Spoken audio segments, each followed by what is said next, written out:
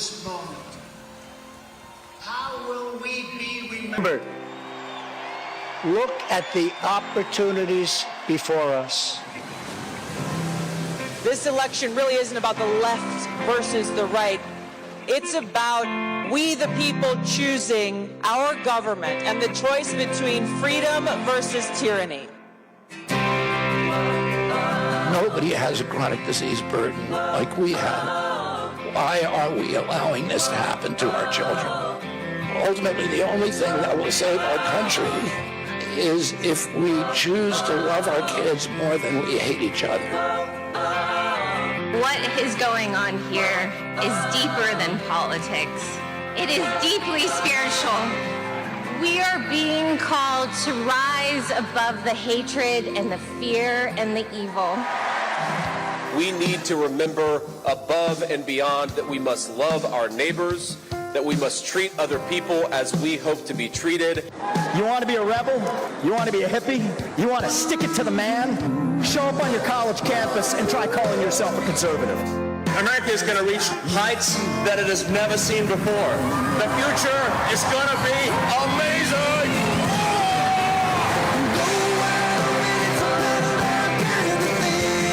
Don't you want healthy children? Don't you want a president that's going to make America healthy again?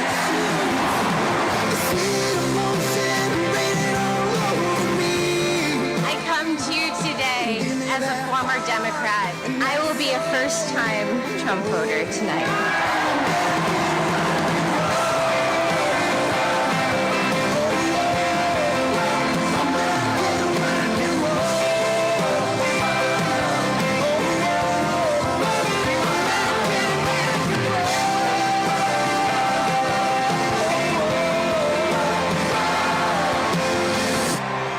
The people dreamed this country, and it's the people who are making America great again.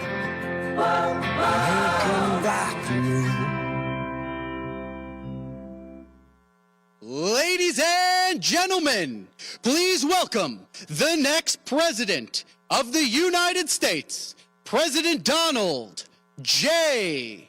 Trump. And I'm proud to be an American, where at least I know I'm free. And I won't forget the men who died, who gave that right to me. And I gladly stand up next to you and defend her still today. 'Cause there ain't no doubt I love this land. God bless the USA.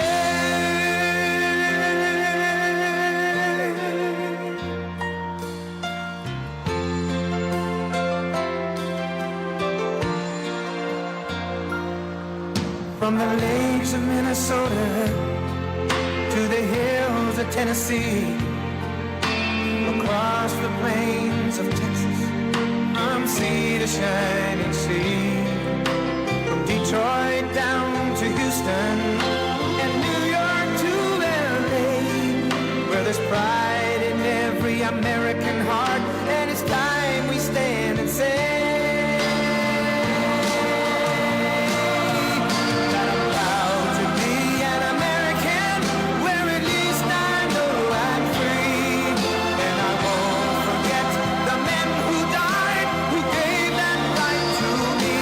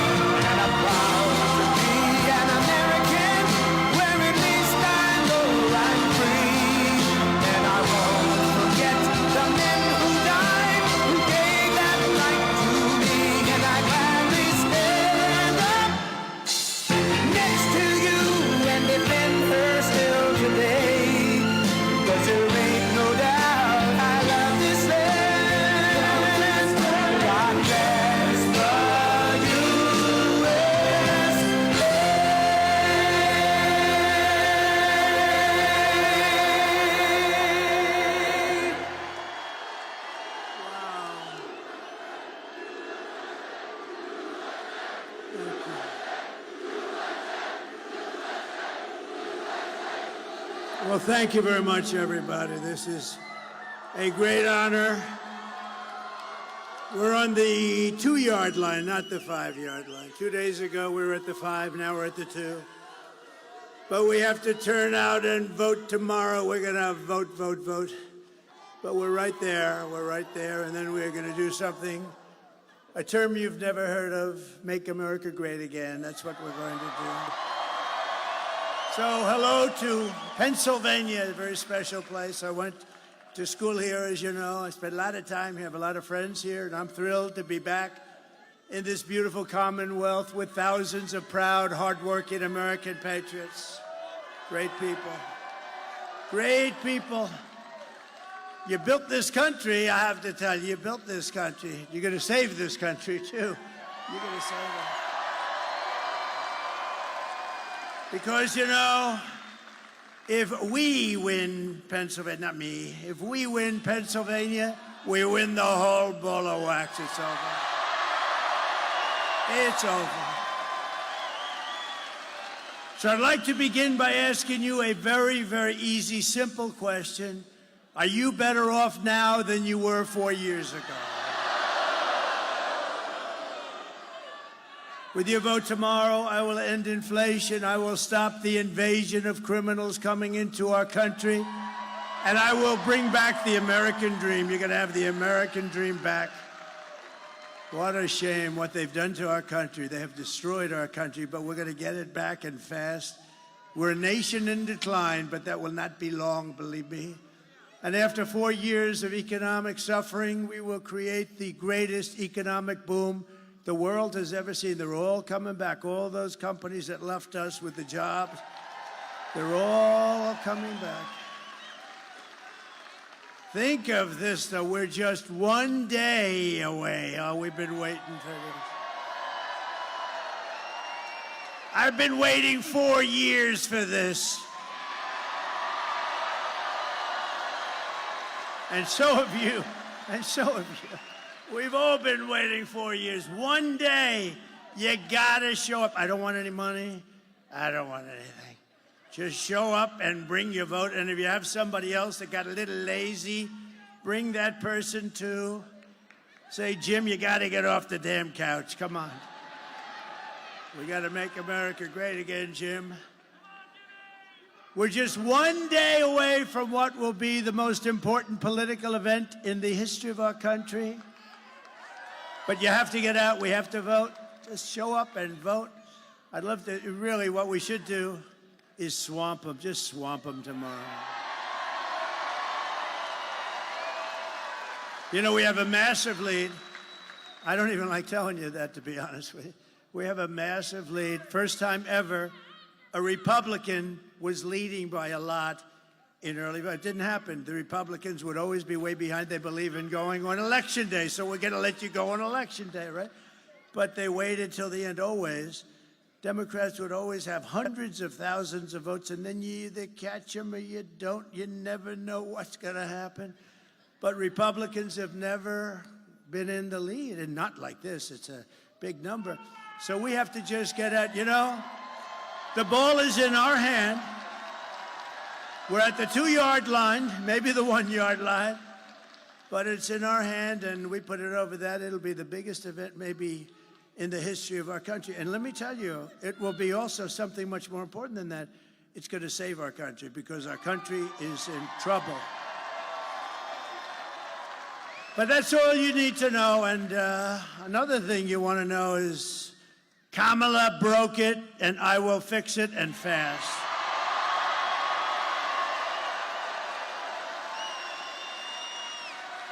America will be bigger, better, bolder, richer, safer, and stronger than ever before. This election is a choice between whether we will have 4 more years of gross incompetence and failure.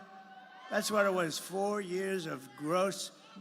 Nothing good happened. What good happened? They cheated on their numbers. You saw last week they cheated on all their economic. We're in like a depression territory. I'll give you a little advance notice, 12,000 jobs. When did you hear that? That's like for Walmart. That's not for us. That's not for a country. It's 250, 300, 400, 100, 12,000. We lost hundreds of thousands of manufacturing jobs over the last month. Think of that. It's going to be that, or whether we will begin the 4 greatest years in the history of our country. We're going to make these unbelievable years, and we're starting from a negative. You know, we're starting from like about 15 yards off the field. We're not starting at the 20. We're starting from 15 yards off the field. And speaking of football, maybe we can get the NFL to drop that ridiculous kickoff sit. What the hell are they doing? What is that? I watched the game the other day. I said, what the hell happened? They just kicked off and nobody moved. Oh, well, that's up to them. This will be the golden age of America. Tomorrow, it's a beautiful term, isn't it? I was saying before, I was just proofing and reading and studying and all that stuff, and what a beautiful term, the golden age. We're going to be in the golden age. Won't take long.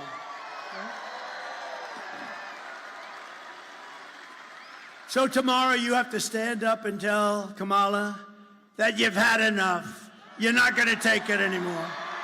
You're the most incompetent vice president we've ever had. And Joe Biden was the worst president in the history of our country. Kamala, you're fired. Get the hell out of here. You're fired.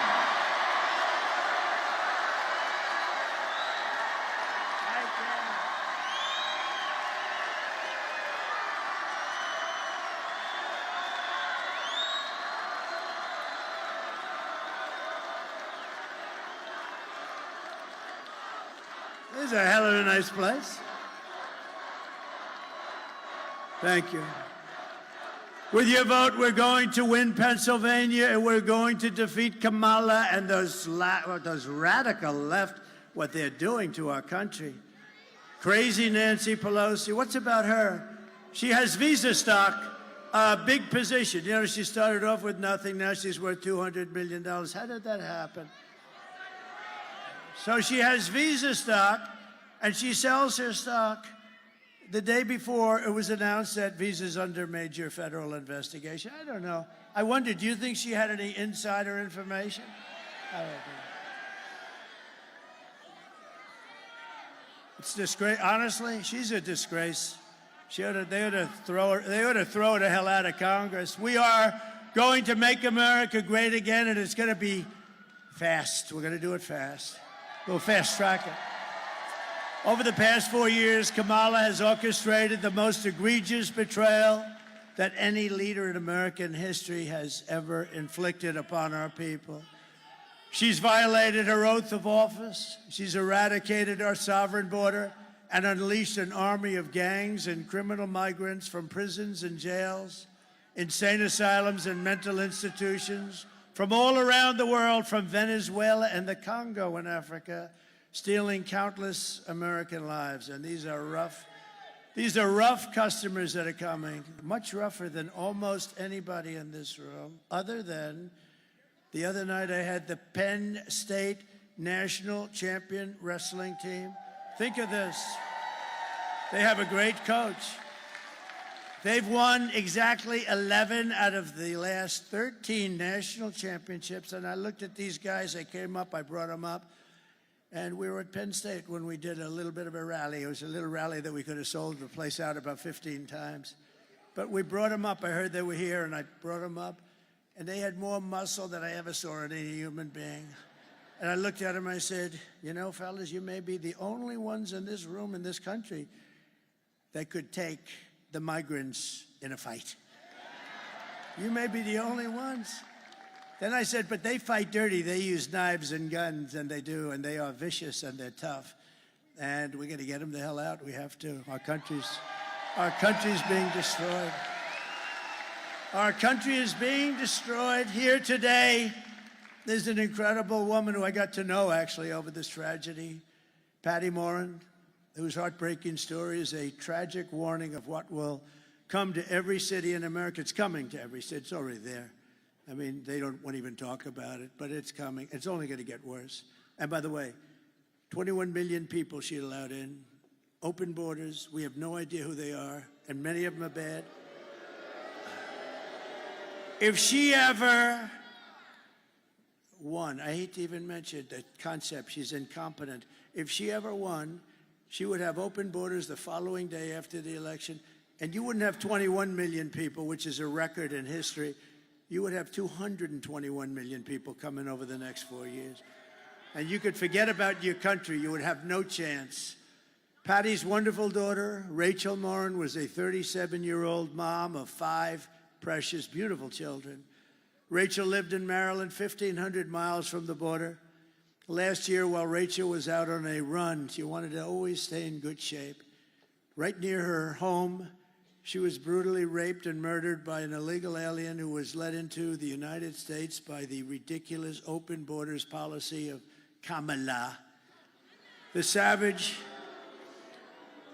who committed this heinous crime first killed another woman in El Salvador before walking across Kamala's open border. Come in and please come in. We'd love to have you into the United States. Isn't that wonderful? He then attacked a 9-year-old girl and her mother in a home invasion in Los Angeles, beating the hell out of both of them before murdering Rachel. Patty is really special. I got to know her. We had lunch together. She's a very great woman. She's just like, look, there's nothing you can tell somebody when that happens. You can't say, oh, well, time. I don't know. Sometimes time's good. Sometimes it makes it worse. I've had them say it's worse now than it was 10 years ago. But Patty's a fantastic person. I'd love to call her up. She'll say a few words about her beautiful daughter. Please. Patty?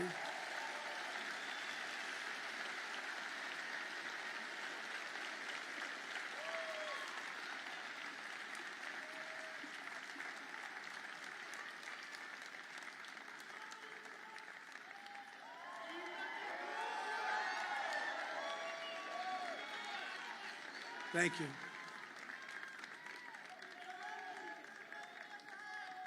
Thank you.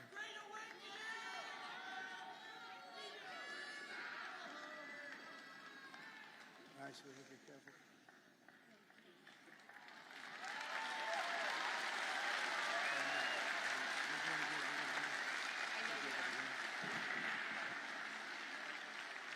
Thank you. Rachel, if you knew Rachel, everybody in our town knew Rachel. They loved her. She was a tiny little Spitfire. She was like 5 feet, 5'2". She loved her children. She was very dedicated to them. She was a small businesswoman. She worked very hard to support her children. She was physically active. She took very good care of herself. And after she passed away, we did a walk in our town. And we had over 2,000 people come out to the walk. And of the people that came out to the walk, they said to me, I didn't know her personally, but we bought coffee at the same place. And she always said hi, and she always had a smile. I had on the walk people that had immigrated into this country. And one of them that really touched my heart was a tiny little Cuban lady. She had left her country and had come here for safety reasons. She had just had 2 knee replacements, and her daughter knew my daughter, but her daughter had to work that day.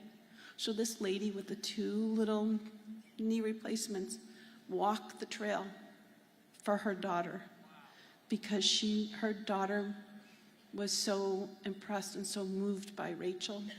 And this woman, at the end of the walk, wanted to take a picture with me and offered me $1, because that's what she had in her pocket, to help towards expenses for my daughter.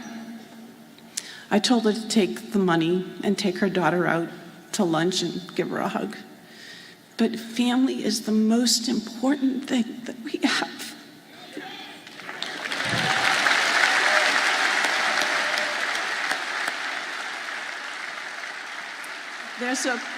There's a proverb, and the proverb says, when a righteous man reigns, the people rejoice. But when wickedness reigns, the people mourn.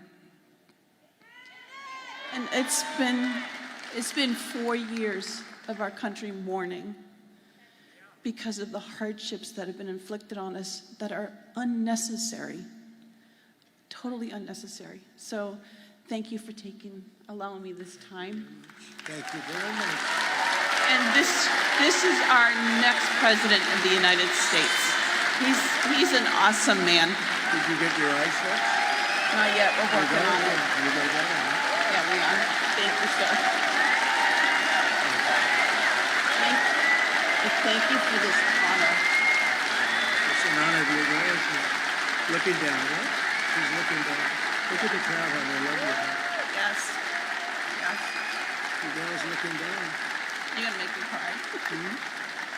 You're gonna make me cry. Thank you. Come on, let me walk you out.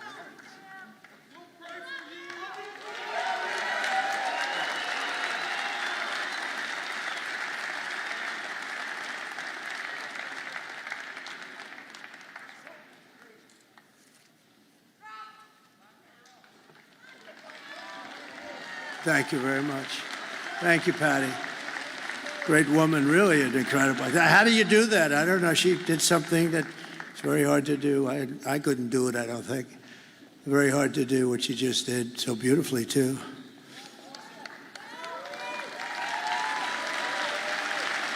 And last night we had a woman from Puerto Rico, Carmen, lost her daughter, Mimi, same kind of thing. A migrant came in from a country, just brutal. They're just killers. I mean, they don't care. Her daughter was also beautiful. And Rachel was beautiful. But a similar thing killed, and the woman got up, killed 5 days ago. And the woman got up and she just spoke. And both of them, the job is to do that. I don't know how you do it, but they are incredible. They're incredible people. We have incredible people in this country, I tell you. And we can't let savages come in from other countries and take them out. We can't let these animals come in for other countries. They come in and they take them out, and then they're protected by the radical left. It's a terrible thing that's happening, and it's levels. When I was in this debate with the three people, 2.5, I figured, the 2 anchors and a half a candidate. And David Muir, when I said about, no, crime's way up. No, it's not, it's down. I said, am I debating you? And the next day, somebody at Justice Department actually likes me. They released the numbers. It was up 45%. Crime was up, way up right now. And you have a new crime that you can add. It's called migrant crime. And it's as vicious as there's ever been. It's a level of viciousness. And I put up tapes, but you know, the problem is the fake news never puts the tapes on. A friend of mine calls me. And he says, I watch all your rallies. They're the greatest rallies. But you know, when you put those tapes up, the cameras, look at all those cameras over there.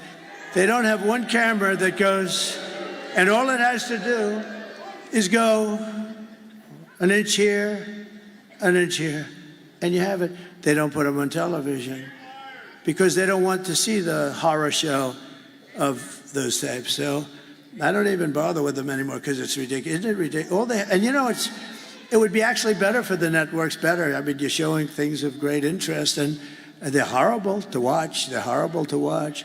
But I don't put them up anymore pretty much because they won't put them on. They won't move the camera an inch and an inch. Isn't that terrible? You know why? Because it's fake news. The day I take the oath of office, the migrant invasion ends and the restoration of our country begins. The United States is now an occupied country, but it will soon be an occupied country no longer. It's not going to be occupied long. If you had the tapes, you'd see where they take over apartment complexes in Aurora, Colorado. I hope Colorado votes. You know, Colorado, the governor, is a weak, ineffective guy. He's a radical left lunatic, and he's petrified of the people. It's a gang from Venezuela, very nasty, along with MS-13. They're probably the 2 worst gangs. They're vicious. He doesn't know what to do. All talk, you know, they're all talk. And yet when I was the leading candidate and we're going through the country like easily, routinely, He decided that he's going to try and take me off the ballot. That doesn't sound very democratic, does it? You know, they always say, he's a threat, me. I'm a threat to democracy. I'm the one that's saving democracy, just so you know.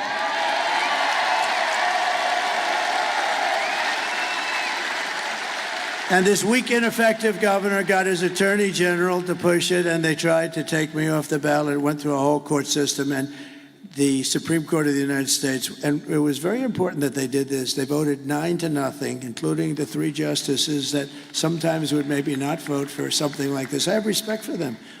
They voted 9-0. You can't do that. You just can't do that. You have to take them out with the ballots. So that was great. It's it. And the people of Colorado at the time, see, time flies and now people forget about it, but at the time they did polls and they were doing, Trump was going to win Colorado, not traditionally a swing state, but they were furious. And the Democrats were actually more angry than the Republicans. It's pretty amazing. November 5th, 2024 will be Liberation Day in America. And on day one, I will launch the largest deportation program of criminals in American history. We're going to get them out. We have to. Dwight Eisenhower has the record. He was a very moderate kind of a guy. He was a good general. He's a good president, too, better than a lot of people think. He built the interstate system, did a good job, but he hated the concept of people pouring into our country, and he has the record, but we're going to unfortunately beat the record. It's not something I want to do. But this is not sustainable by any country. They're taking over your towns, your schools, your hospitals. Springfield, Ohio, 52,000 people in the town. They dropped 30,000 migrants into the town. And now they can't use their hospitals. They can't use their school systems.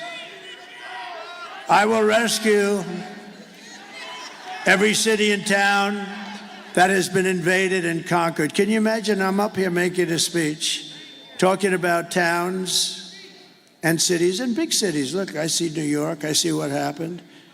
And the mayor made some nasty statements about it. You know, the mayor, Mayor Adams, he made statements about this is not sustainable. We can't, I mean, you have to help us with this. Hundreds of thousands of people are piling into New York. You have to help us. And I said to my people, he'll be indicted shortly. They indicted him. One of the indictments is he was upgraded in an airliner. Everyone gets upgraded. Anybody who's gotten upgraded, please raise your hand. You will be indicted. No, think of this.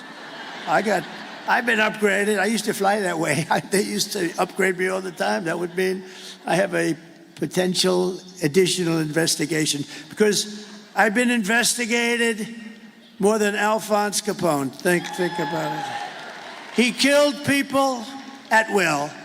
If he went out to dinner with this handsome gentleman right here and he didn't like him, he said, "You're looking at me the wrong way. I don't like you." He had no chance of making it out of the dining room. And I got investigated. Think of it. I got investigated more, and I did nothing wrong. And I have to say the Republican Party really stuck up for me. They said, this is ridiculous. Unanimously. And they'll put the vicious and bloodthirsty criminals, we're going to get them, we're going to throw them out of the country first choice. If they're really crazy vicious, and we have many of them, don't forget, of the 1,399 that are murderers, many of them committed 2 murders. Of these people, I don't know, I'd almost rather keep them in jail because, you know, if they come back, now we're going to have something about them coming back. It's serious, and we'll tell you about it. But we're going to either put them in jail or we're going to get them, and for the most part, we want to just get them the hell out of our country, right? No, they're emptying their jails and mental institutions to expedite removals of the removal of Trende Aragua and other violent gangs like MS-13, all savage gangs, tough gangs. They're tough, they're nasty. And that's why I want to be with those Penn State guys. I feel very good. I will invoke the Alien Enemies Act of 1798. You know, 1798. That's when they ran the country a little tougher than we run it today. Today, you get a little slap in the wrist when you kill somebody. You kill somebody. Oh. Now, if you fight for a fair and free election, then they throw the book at you, right? Then they throw the book because they don't like it because you're getting too close. And you know, those numbers that are coming in today, nobody's ever seen numbers like this. It's a great tribute. It's a great tribute. So we're going to invoke the Alien Enemies Act of 1798 to target and dismantle every migrant criminal network operating on American soil. And if they come back into our country, it's an automatic 10 years in jail with no possibility of parole. And I'm hereby calling for the death penalty for any migrant that kills an American citizen or a law enforcement officer.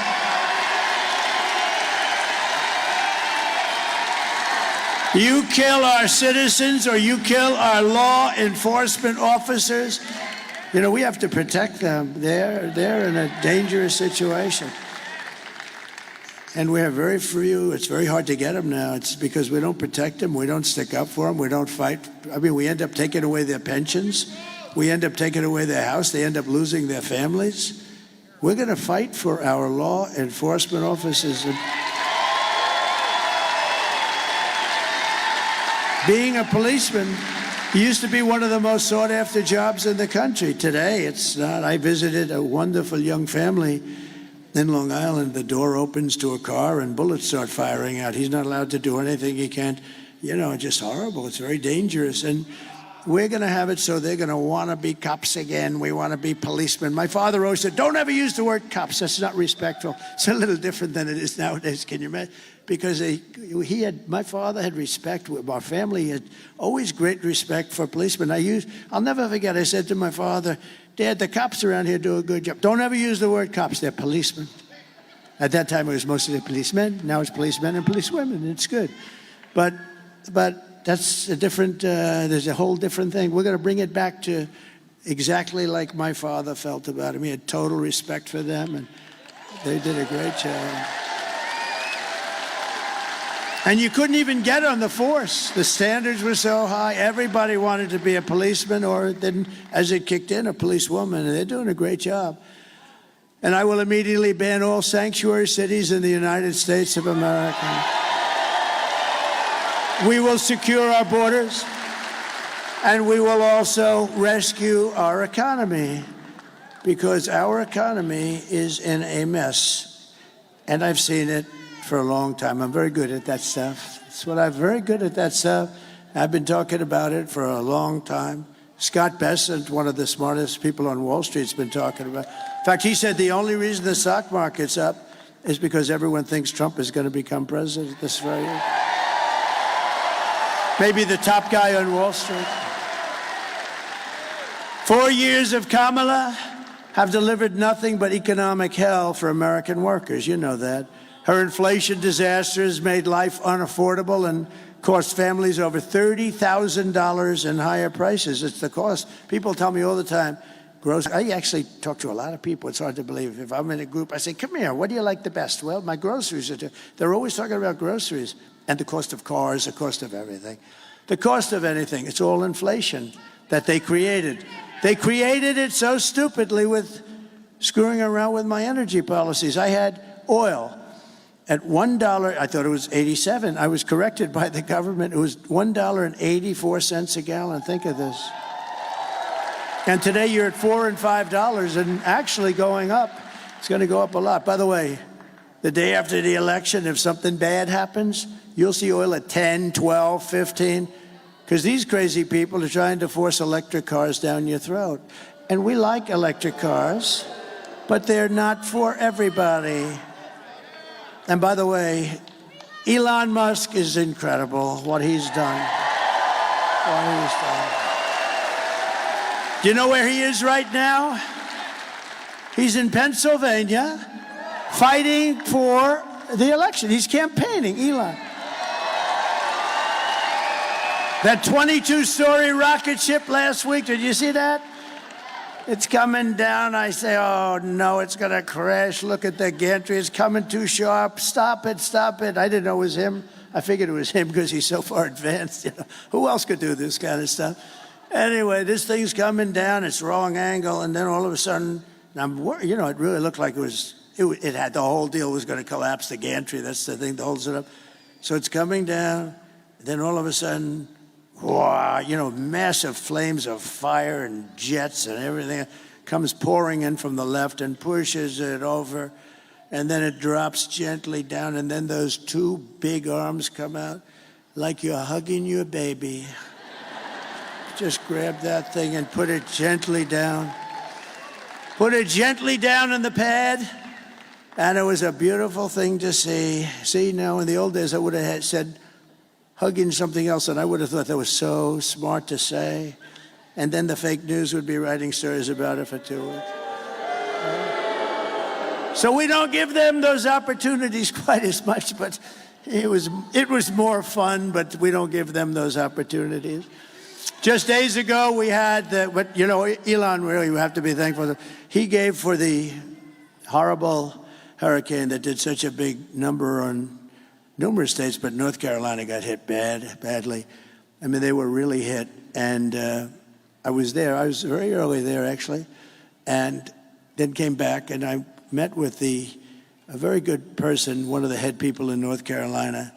He said, "Sir, you know Elon Musk, don't you?" "Yeah." He gave me the nicest endorsement. He said, "If you don't win, if Trump doesn't win, this whole country is going to be no good. It's going to be no good." And it won't, because their policies, these radical left policies, will be Venezuela on steroids. That's what's going to happen to us. And I said that years ago, if that ever happened. And we can't let we got to get these people the hell out of office because they're bad. First of all, they're incompetent, but they're bad. But he said, "Sir, could you do us a favor?" What? He makes something called Starlink. I said, "What's Starlink? Tell me what Starlink." It's a communication system, because all our wires are buried underwater. You had to see this. Areas that never saw water are now lakes. I mean, nobody's ever seen a hurricane. This was a real sort of a water-destructive hurricane. There's never been anything like it in terms of the amount of water put out. It literally, areas that were almost like they never saw much rainfall or anything. They're now these giant lakes. And the destruction and the death. A lot of people died, and people don't know that, but a lot of people died. There are people still missing. He said, "We have no communication. We're cut off from the mainland, and we need Starlink, and we can't get anyone on the phone because it's a very popular thing." So he explained what it is, and I called Elon. I said, "Elon, you have to do me a favor. North Carolina and parts of Georgia are really in bad shape, and they have no communication. You have to get your Starlink, whatever the hell it is, Elon. I don't know. I don't care, but you got to get some. And if you don't mind." And so I'm talking to him. And you might have heard this. I told it a couple times. I'm talking to him. And I get a note that the man from North Carolina was, "Thank you very much, sir. The Starlink is all being taken care of. It just happened." I said, "Wait a minute."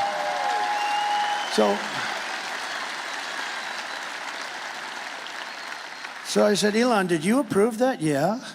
"How the hell did you approve it? You're talking to me on the phone." He said, "Well, I'm able to do two things at one time." And they got so much Starlink, and I said, "How is it?" He said, a week later, I said to the guy, "How is it?" He said, "It's unbelievable. You saved a lot of lives." So Elon is a great guy, so we want to thank him. Just days ago, we had the worst jobs report in modern history. This is the one. I always said, I don't want to be Herbert Hoover. I don't want to be Herbert Hoover. And I've been talking to you about this is going to happen. And I think we can now say it's in the process of happening. So normally you see all these jobs, everything, hundreds of thousands of jobs, just because of the size. And they just announced Mike. You'd be amazed at this. Mike, look at our Mike. Look at him. He lost all that weight. He looks so handsome. Stand up. Mike Pompeo. Stand up, Mike. You look so handsome. Wow. Man, I'm going to ask him, how the hell did he do that? That's good. Good. That's great. But I just said, 12,000, and this is an unbelievably, like an unthinkable number. I've never heard of a number that low. I've never heard of it. It's been decades. And I heard that, and then I heard 30,000 private sector jobs were killed in a single month, and nearly 100,000 manufacturing jobs have been wiped out just since the beginning of the year. 100, and those manufacturing jobs are gold for us. I mean, those are the people that make the product. 150,000 Americans joined the unemployment rolls in October, and nearly 250,000 people dropped out of the labor force. Did you ever hear numbers like that? That's like a depression. And I've been saying the D word. I don't like to say it, but I've been saying the D word, the depression. Then they did something even worse than that. A few months ago, they fraudulently claimed that they had 818,000 jobs created, that they created 818,000. That was good, but that just brought us up to normalcy, so it wasn't a big story. Because now all of a sudden, instead of being down 818, they were like normal. And when in fact, none were created. It was a fraud. And the papers refused to write about it as a fraud because they're fake. And it was a total lie. They thought they'd be able to get away with it through the election. They didn't want to have this information come out before the election. See, and I look up to the sky. Thank you very much. Because this would, in normal times, right? This would, in normal times, be a disqualifier. Do you know she's using my term now? Do you believe it? She uses everything I do. She uses, even Saturday Night Live, they copied. They copied. Think of that. Oh, she was great. They copied my routine. I did it a long time ago. They copied the same routine. I think I did it better, actually. I think anybody could have done it. I think anybody could have done it better, Dan, right? But fortunately, there was a whistleblower on the 818, and I thought it was an amazing thing, so it got released. And now, to add to it further, they've just revised other past reports, jobs reports, down by 112,000 other fake jobs were reported. For almost 1 million fraudulent jobs were created. And it all got released right now in front of the election. One day, I mean, it was 3 days that we heard about it, but we're talking about it now. And normally this would be a disqualifier. This would be, you wouldn't be able to even run for office.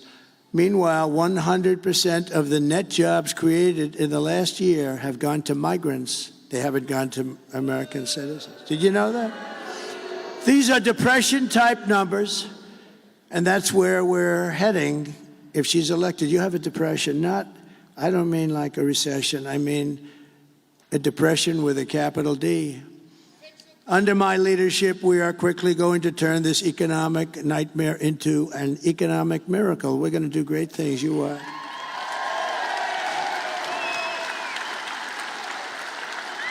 We're going to make America wealthy again, and we're going to make America affordable again. We have to get the prices down.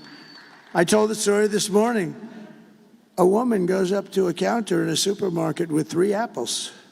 It was reported somewhere, and it's just like, this can't happen in this country, and brings them up, 3 apples. An elderly woman brings them up to the counter, and she realized that they're too expensive, and they've gone up so much from the last couple of months. And she takes one of the apples back to the refrigeration section and walks back, and she buys 2 apples instead of 3.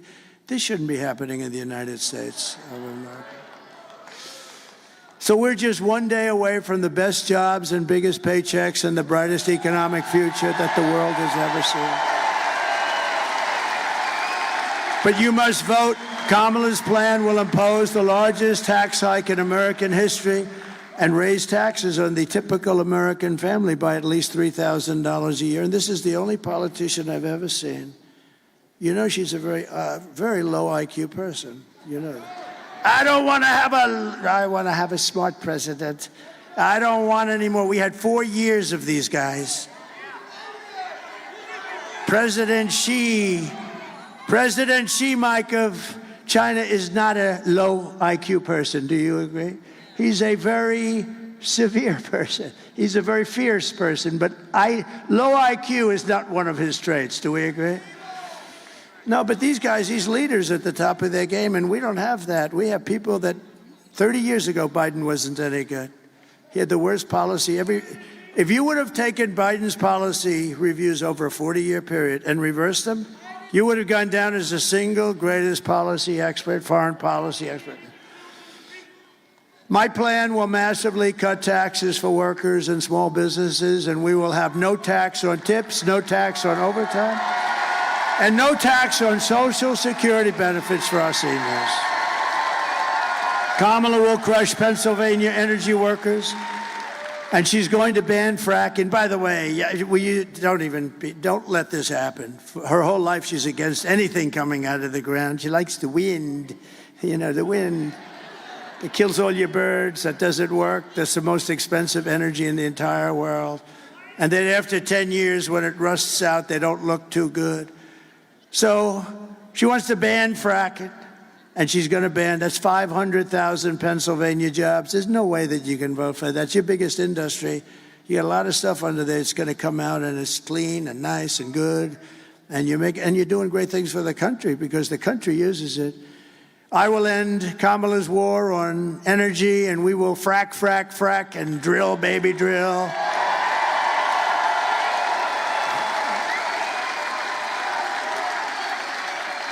And I will cut your energy prices, all of your energy, gasoline, for the house, air conditioning, heating, everything.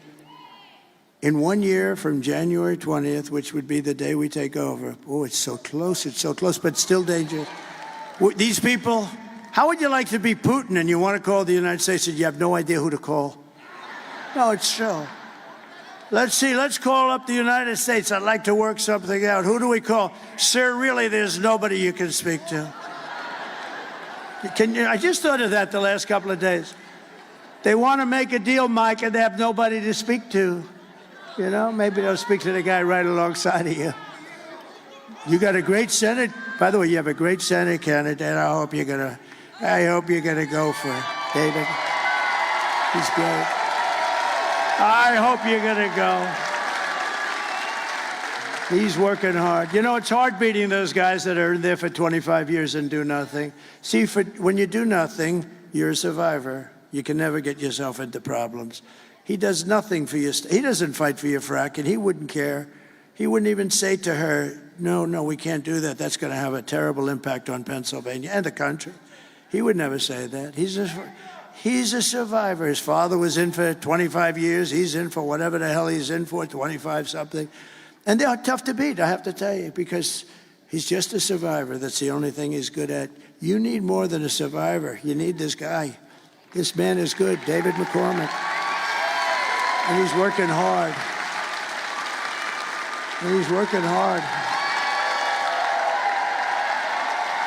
Get him up here. Come on, David.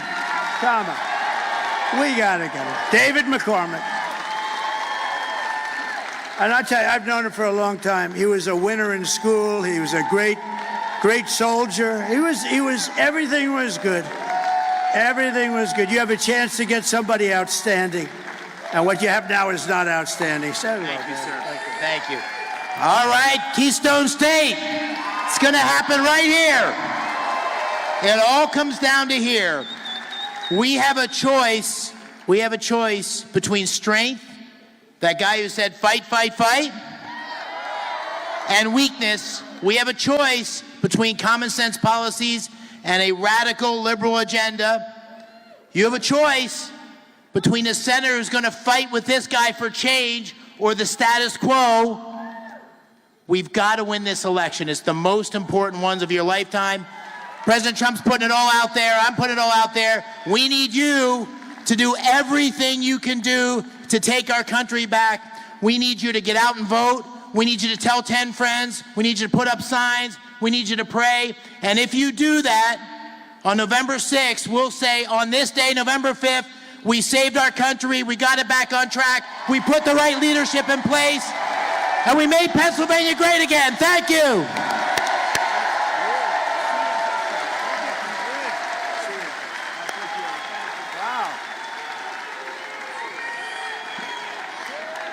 Wow.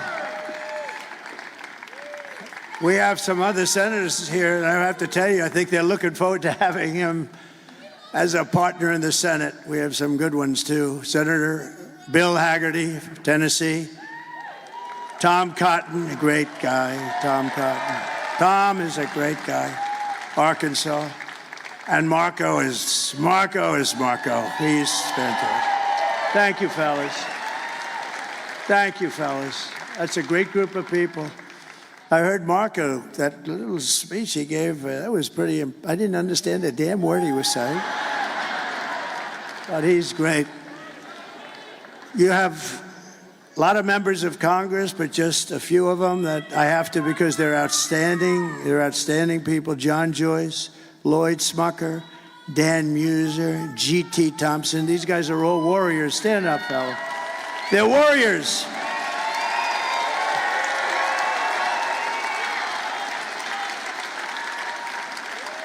They are warriors. And Arkansas Governor Sarah Huckabee Sanders, she's doing a fantastic job.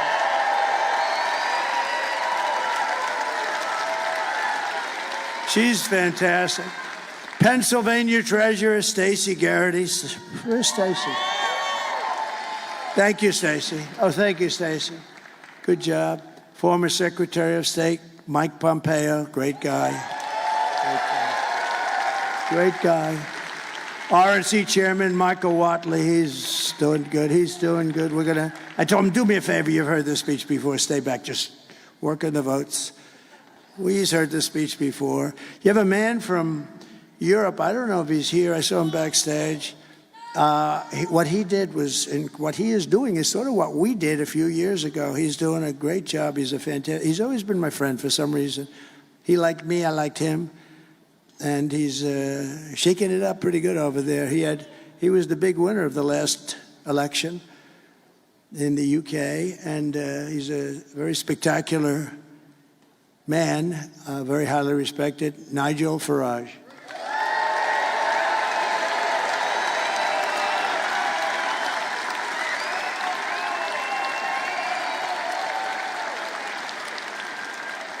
He's a little bit of a rebel, but that's good. You know, that's good. Don't change, Nigel.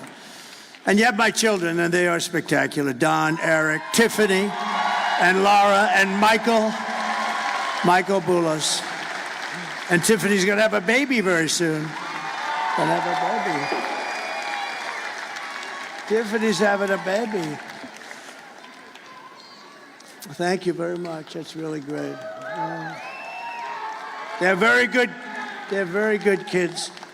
And a lot of friends are here. Steve Witkoff is here. He's given a lot of money to different charities and all. He's really, really something. Oh, they're there. I'm wondering, why are all those cameras? That's the innocent right there. And you know, Laura is a superstar. Laura is like unbelievable. Laura has been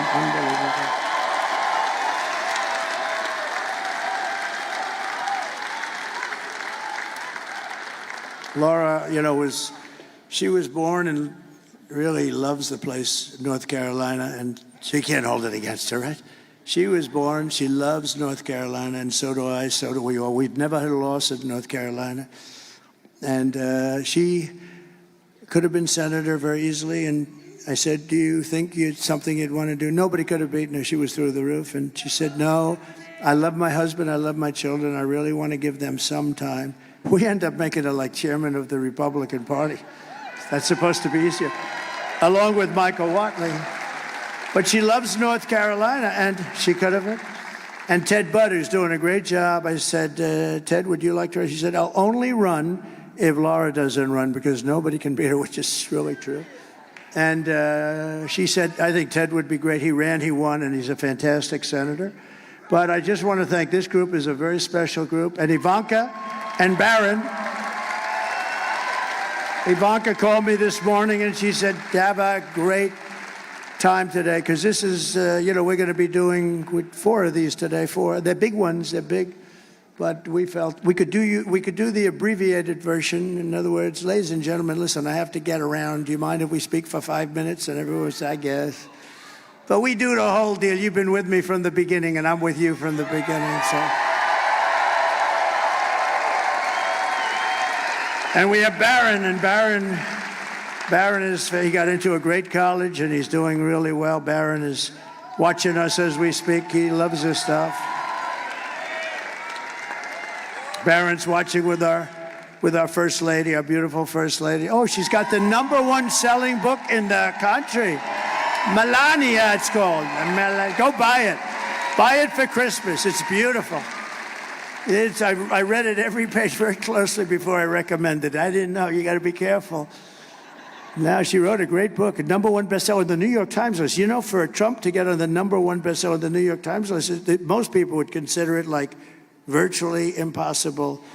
And she did, so that means she sold a hell of a lot of books. And so go get Melania. But Barron and Ivanka, say hello. And I want to thank you very especially. This is our last time now for forever.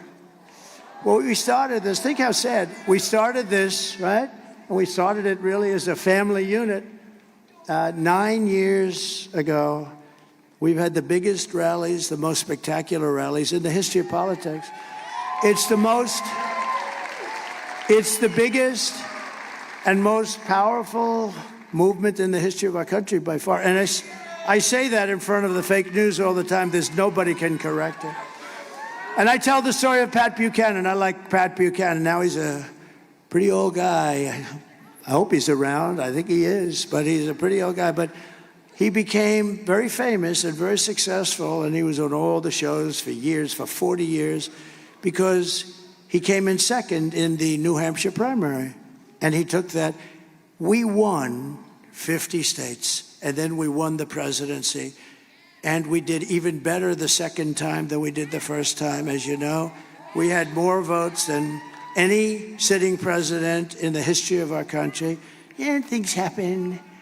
And I said, you know what? We did so well. Let me see how they're doing. And they were doing horribly, because I didn't need to do this. And they were doing horribly, and I said to the family, I said to Melania, Barron, and I said to Ivanka, I said to everybody, I said, I think we got to do it again. We had, think of it, if I would have done badly in 2020, I wouldn't do it. It would have been easier, but we all know how well we did, and I said, we got to do it again, only because I looked at the incompetence, Afghanistan, all these things that were happening. You take a look at it. You take a look at how bad, nothing good was happening. We were disrespected all over the world. Other countries laugh at us right now, and now they're laughing harder than they've ever laughed before. And we're not going to let anybody laugh at us. It's not going to happen. So I said, let's do it. Let's give it a shot. And now the people, and it was, quite contentious, because she had some people, but now those people are real friends of ours again, and we have a party that's very well united, and most importantly, we're going to show up and vote tomorrow, and if you do, you're going to win. The ball's in our court. As they say in athletics, the ball is in our court. All we have to do is get out and vote, and we walk away with the greatest political event in history, but much more important, it's going to be the event that saves our country. Okay? So, thank you.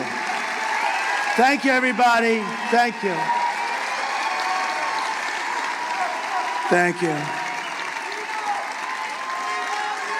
They're really good kids. They're really good. That's not to say that I didn't have little difficulty with them on occasion, especially Don, but no, I'm only kidding. No, good speeches. Good job.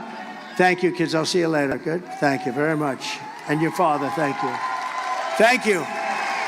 I didn't know what was happening. I saw all these cameras turned. I say, why are those cameras being turned away from me? What's going on?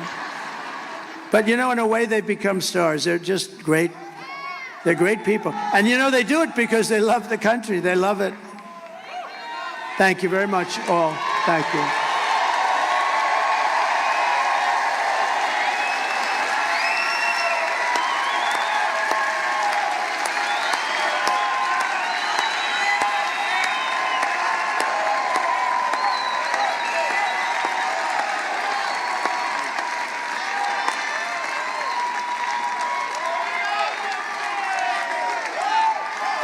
Thank you, everybody. So here are the facts. And Kamala, now we have to talk. Oh, bring them up. Okay, come on, let's go. They all want me to bring them up. There's a lot of love.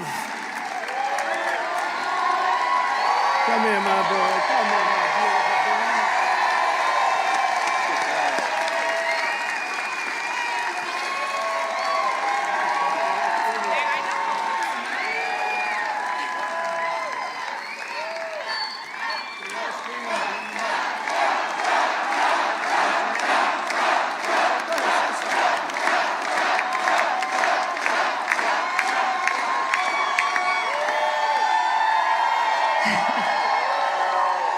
We are 24 hours away from sending the greatest president this country's ever seen back to the White House.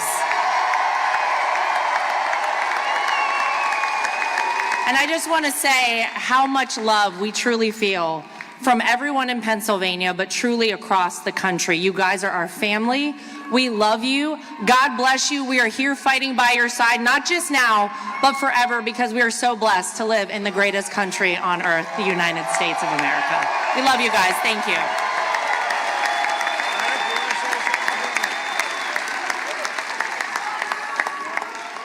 This man right here is the greatest warrior America has ever seen. And our family is so damn proud of him. We will fight on this stage for as long as we're here. We're always going to fight for the greatest country in the world, which is the United States of America. Let's go win this, Pennsylvania.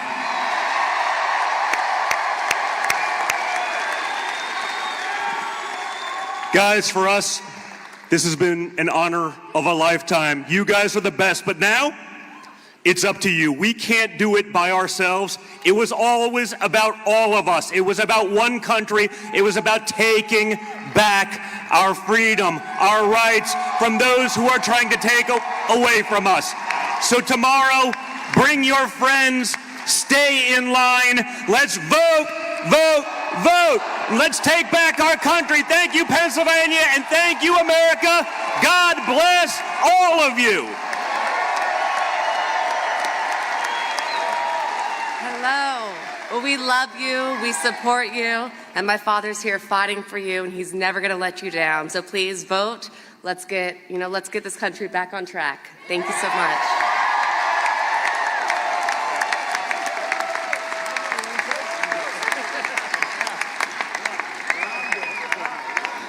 I shouldn't have done that. I got to follow that now. I'm not going to follow that.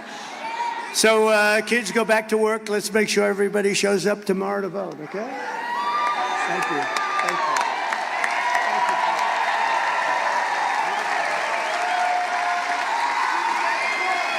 you. Beautiful job.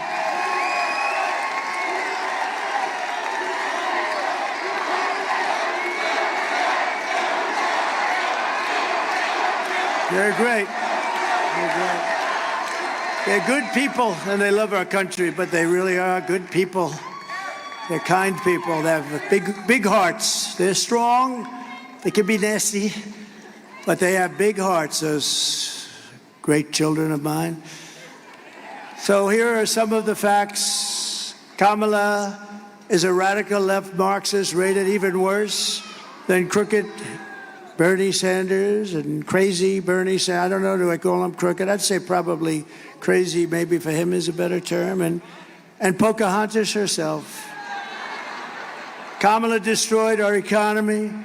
She was an original creator of defund the police movement, and therefore anybody who wants to defund the police even for one day, and she was there for a long time, is not worthy of being president of the United States. We need our police.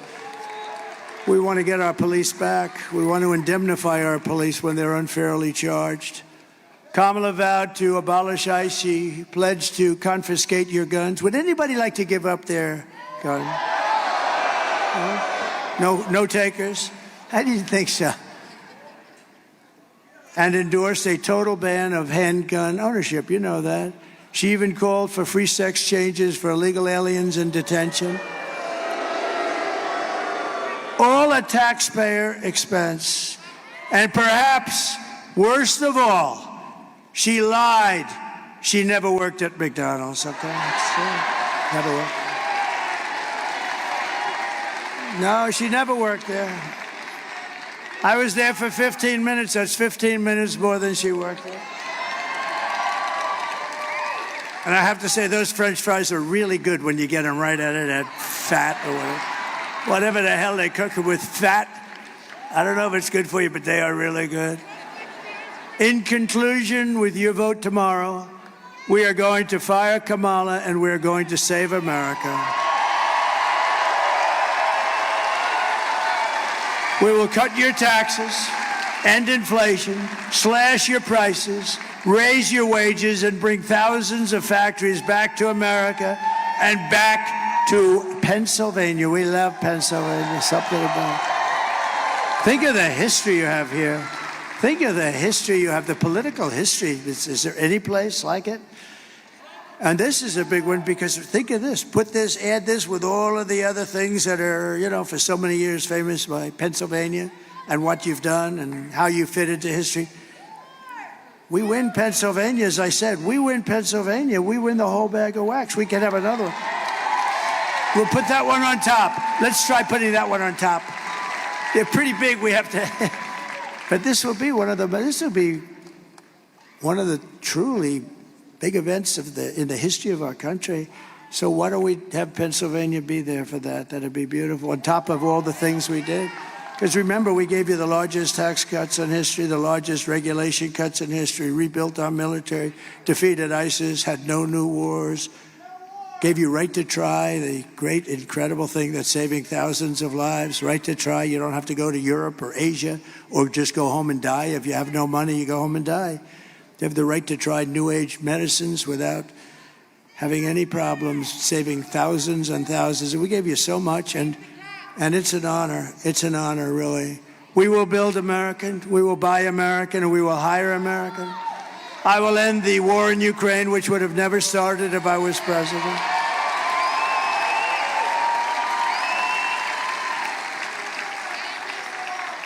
And I will stop the chaos in the Middle East. There's another thing, Israel, October 7th. October 7th would have never happened. All of those people that were hostages, hopefully are still, because I hope they're of hostage. I just hope they haven't been killed, but I think a lot of them are killed. I think a lot of them have been killed, but we can hope. But that would have never happened. That would have never, ever happened because Iran was broke. They had no money for Hamas.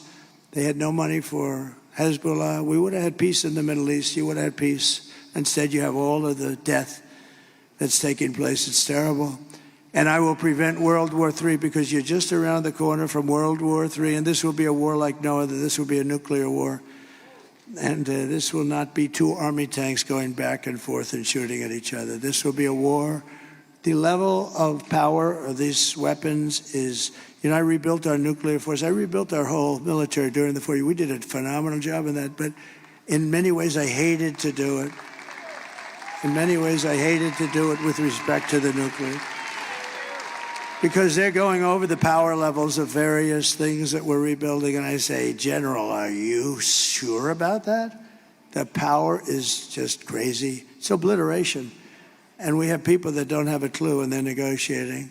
Look, Ukraine should have never started none of these things. How about when you look at Afghanistan? That would have never happened. We were going to get out of there with strength and dignity, and we were going to be was going to be a victory. It was enough. They were in there for 21 years or something.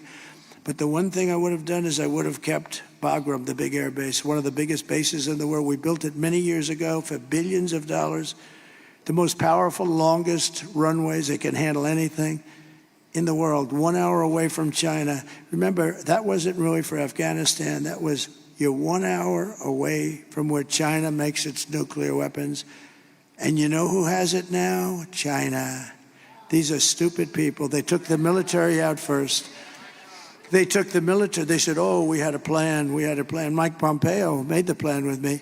We had a plan subject to all these different things that they had to do. They weren't doing them. They were doing some, but they said, great, we're not going forward until they do the other. We were going to be fine. But the one thing that wouldn't have happened, we would have never taken the military. You take the military out last, and we lost 13 lives, and many people obliterated, and hundreds of people were killed on both sides. We will crush violent crime and give our police the support, protection, resources, and respect they so dearly deserve. We will strengthen and modernize our military. We will build a massive defense shield all around our country so a missile heads in our direction and we knock the hell out of it. We can have it. And Ronald Reagan wanted to do that many years ago, and he was right, except we didn't have the technology then. It would have been not good, but we didn't have today. You can shoot a pin out of the sky. It's incredible, actually, what they've been able to do. But it's all going to be made in the USA, and a lot of it is going to be made in the great Commonwealth of Pennsylvania. We will rebuild our cities, including our capital in Washington, D.C. We'll get rid of all the graffiti on those beautiful marble columns, and we'll clean it. And it'll be properly run, and we'll stop the death and shootings and muggings and everything. We'll make it a great capital, beautiful capital again. And we'll also make sure that our Supreme Court stays to 9 justices.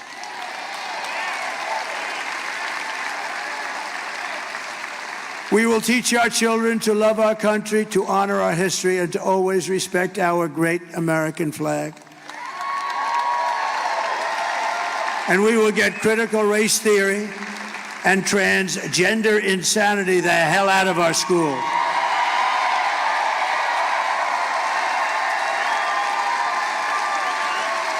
And we will, of course, keep men out of women's sports. Every time I say those last two things, and I may add the open borders. Can you imagine they're trying to defend open borders? Open borders, who would do that? We're the party of common sense, okay? We're really the party of common sense. But when I say open borders, we're going to close the borders, you say, can you imagine you actually have to say that? What the hell? I mean, who the hell wants open borders where criminals from all over the world can just walk into our country? These are crazy people, or they hate our country, or they think they're going to get these people to sign up and vote. I guess maybe that's it. But it's not defensible. But think of the last two. The transgender insanity. It's taken over. And, nobody's ever come up to me and said, I'd like to talk to you about that. I've never had it. They've talked about taxes. They talked about economic development. They talk about the last one, men playing in women's sports. Nobody's ever come up with all the people. I deal with hundreds of people. I deal with people. I go into crowds. I ask them because I get better opinions from you than these crazy consultants I have for a fortune. But I've never once been said, sir, we have to do something about keeping men in women's sports. I've never had the question. I don't know. It's such a big subject. Nobody's ever asked me the question before. Can you imagine? Go back 10 years and say that a president from 10 years from now is going to be up there defending the fact that men should not play in women's sports. People would say, you're crazy. That'll never happen. Did you see the two boxes? They were men. They transitioned into womanhood. And they fought a very good Italian. They have women's boxing in the Olympics. And they fought a very good Italian young lady. And boom, she got hit with just a left jab. She went back to her corner, said, I've never been hit like that. This was just like a defensive. Oh, they could fight Iron Mike, I'll tell you. Iron Mike would say, this is not a good thing. I know Iron Mike, and he's a great guy, Mike Tyson. A great guy. He's a good man. Hey, Mike's been through a lot, but he could fight. Let me tell you, that guy could fight. But can you imagine Mike? Oh, he says, put Mike in the ring with Kamala. That would be interesting.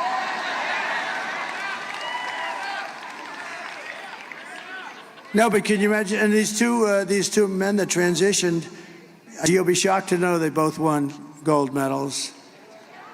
In some of the easiest fights, they're announcing a certain woman. She's a champion here, a champion there. She's great. She gets hit. Blah. That's the end of the champion stuff. It's so unfair. It's so ridiculous. And it's very demeaning to women. I think it's horrible. I will defend religious liberty. I will restore free speech. And I will defend the right to keep and bear arms, our Second Amendment. And I did. They didn't touch it. After years of building up foreign nations, defending foreign borders, and protecting foreign lands, we are finally going to build up our country. We're going to defend our borders, and we're going to protect our lands and citizens. And we will stop illegal immigration once and for all. We want people to come into our country, but they're going to come in legally. That's all. We will not be invaded. We will not be occupied. We will not be overrun. We are an occupied country. Can you believe the things I'm saying up here? We are an occupied country. Take a look at Colorado. Take a look. Take a look what's happening there. Military-style weapons. Aurora. They're taking over apartment complexes. They're in the real estate business just like me. But I have to go out and borrow money or somehow pay cash. They just walk in and they say, you're paying the rent to me from now on, madam. And if you don't pay, it's big trouble for you. And the governor has no idea what the hell's happened, that poor guy. He's a radical Democrat. We will not be conquered. We will be a free and proud nation once again. Can you imagine? I have to say this. Everyone will prosper. Every family will thrive, and every day will be filled with opportunity and hope and filled with the American dream.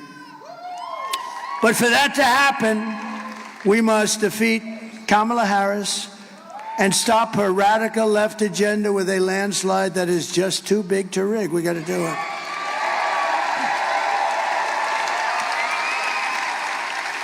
So you need to get out tomorrow and vote. That's it. This is it. We're going to get together again, but it's going to be different. It's not going to be a rally. It's going to be applause for what we're doing. It's going to be better. Because these incredible rallies, and there may have been like 900 of them, a tremendous amount. This is over 9 years. Many, I know we celebrated 507. I remember 507, it was a few years ago. I think it's got to be close. I don't know, whatever it was. But it's hundreds and hundreds. And they've been flawless, right? Every once in a while I'd make a little aggressive statement that people didn't like, but you know. Don't forget, I'm rarely on the teleprompter. Isn't it nice to have a president that doesn't have to be on the teleprompter, right? Right, Dan? That guy, look at that guy. Stand up. That guy, he's such a good guy. You better bring him home because he has worked so hard in the election, Dan Muser. He's worked so hard. And you know what? Think of it. Think of it. If we lost, I'd call him up tomorrow. I'd go, I won't say it. Franklin Graham said, please don't use foul language. I said, all right, Franklin. He said, you can tell the story just as well without the foul language. Actually, he's not right about that. It's not quite the same. When you don't, every once in a while, not a real bad word, but, you know, like a word. But he did say that, so I do my best. But I'd call him up with anger and fierceness. I'd say, you failed me. As opposed to calling up and say, Dan, you did a great job. I love you, Dan. Right? I think we're going to do the Dan, you did a great job. And you did, regardless. You did. Regardless. And all of these guys, they're all in. They're great guys. They're warriors. For the past 9 years, we've been fighting against the most sinister and corrupt forces on earth. That's right. With your vote in this election, you can show them once and for all that this nation does not belong to them. This nation belongs to you. You. This nation belongs to you.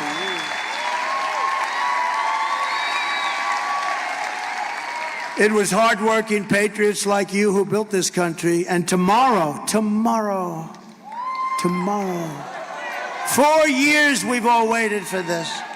4 years of rallies, good ones and bad ones, but we didn't have any bad ones, I don't think. We had no bad ones. But 4 years, think of it, 4 years, and now it's tomorrow. Tomorrow, it's hardworking patriots like you who are going to save our country. All of this was to really, all of these hundreds and hundreds of rallies were to put us in position to do something great for our country. This is, in a way, the harder part. Honestly, beating all these people and fighting all of these people, going through the lies and the vicious statements about you and your family and everything. But all of that was worth it. It puts us in position to now be able to do the job. And we're going to do a great job for everybody, for 100% of the people. We're going to do it for Democrats. for liberals or progressives if they prefer, which they do prefer.